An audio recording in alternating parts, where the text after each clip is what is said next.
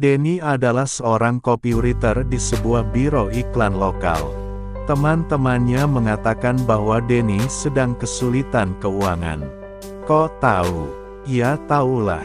Karena setiap kali kekurangan uang, Denny selalu sibuk meminjam uang sana-sini. Beberapa temannya ada yang menolak karena setiap bulan dia hampir selalu meminjam uang. Memang, setelah gajian utangnya pasti dibayar, tapi beberapa hari kemudian pinjam lagi. Lama-kelamaan teman-temannya merasa keberatan. Kalau sudah demikian, maka Denny sibuk mencari-cari siapa yang dapat meminjamkan uangnya. Akhirnya Denny mendapatkan juga uang yang dibutuhkannya. Kali ini dia meminjam dari office boy di kantornya.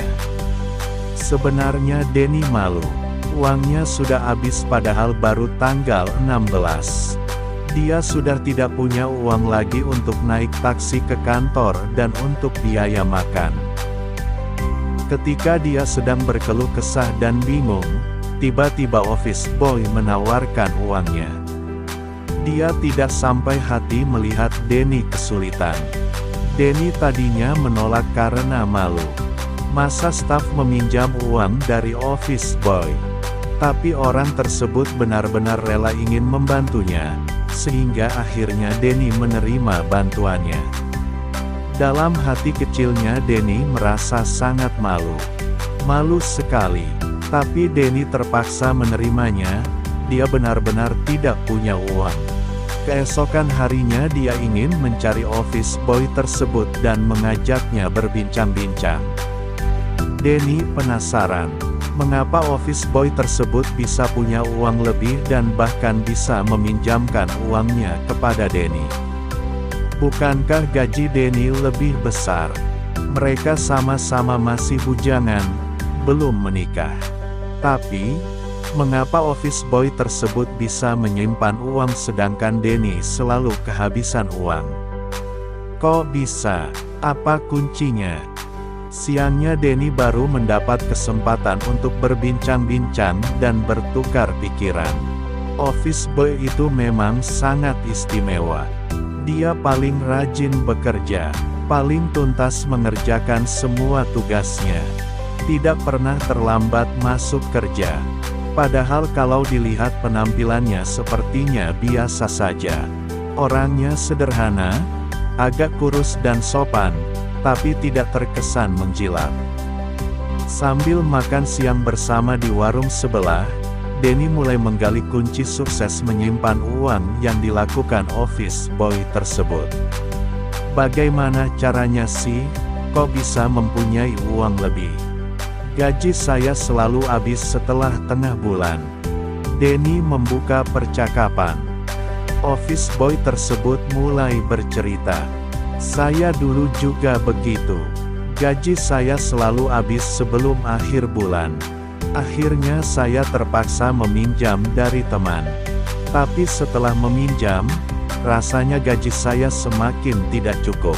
Karena setiap kali gajian, saya harus mengembalikan uang yang saya pinjam di bulan sebelumnya. Jadi uang gaji saya berkurang. Akibatnya saya semakin kekurangan. Gaji utuh saja tidak cukup, apalagi setelah dipotong untuk membayar utang. Ya, semakin berkuranglah. Semakin lama, utang saya semakin banyak.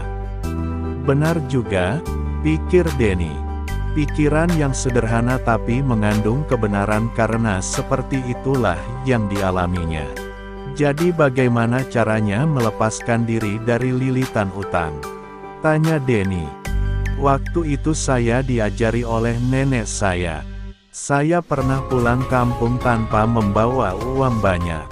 Waktu itu nenek saya bertanya kemana gaji saya. Saya bilang sudah habis. Langsung saya dipanggil dan diberi wejangan oleh beliau. Nenek saya berkata, uang itu seperti air. Air selalu mengalir ke tempat yang lebih rendah. Kalau tidak dibendung, maka air akan mengalir terus. Seperti sungai, harus dibendung. Setelah dibendung, maka uang akan berhenti mengalir dan akan mulai bertambah banyak.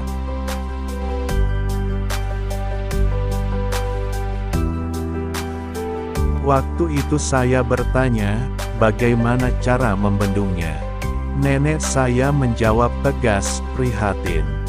Bulan depan jangan utang lagi. Tapi nanti kurang nek.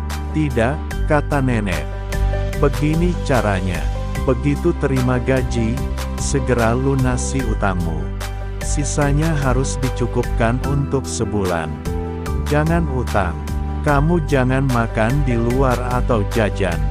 Kalau perlu makan nasi putih dan garam, kecap atau kerupuk saja. Pasti cukup. Lalu saya diajak menghitung berapa uang yang harus saya sisihkan untuk ongkos, berapa untuk beli beras, garam, kecap dan kerupuk, dan lain-lain. Nenek benar-benar meminta saya hidup secara prihatin. Saya tidak boleh naik ojek lagi. Dari rumah saya harus berjalan kaki ke jalan raya tempat saya naik angkutan umum. Pulangnya juga tidak naik ojek karena ojek cukup mahal. Uang saya memang pas-pasan untuk hidup ngirit seperti itu. Tapi memang cukup sih. Bulan depannya, saya disarankan untuk melanjutkan hidup seperti itu. Bulan depannya, uang gaji saya sudah mulai ada yang bisa saya sisihkan untuk ditabung. Bulan ketiga saya mulai makan lebih banyak demi menjaga kondisi tubuh saya, bukan lagi dengan garam dan kecap. Tapi 2 bulan hidup sederhana telah membuat saya tidak ingin beli apa-apa lagi. Makanan saya cukup sederhana saja. Saya tidak lagi suka jajan. Saya tidak pernah naik ojek lagi. Dari situlah saya mulai bisa menabung sampai sekarang.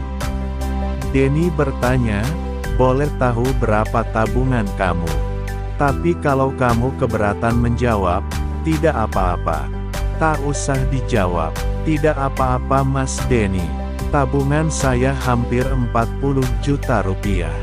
Saya ingin menabung untuk biaya pernikahan saya tahun depan. Kalau mau ngirit, pasti bisa.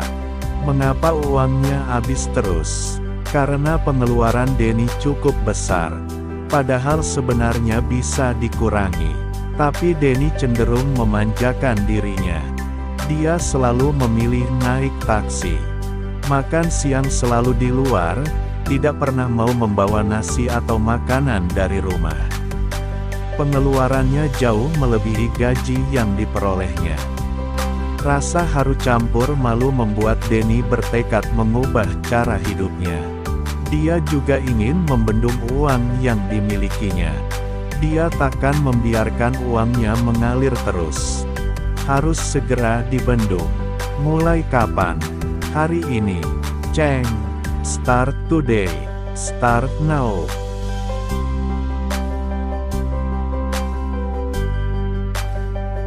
Semoga Allah senantiasa memberikan rahmat dan hidayahnya pada kita semua. Amin ya robbal alamin.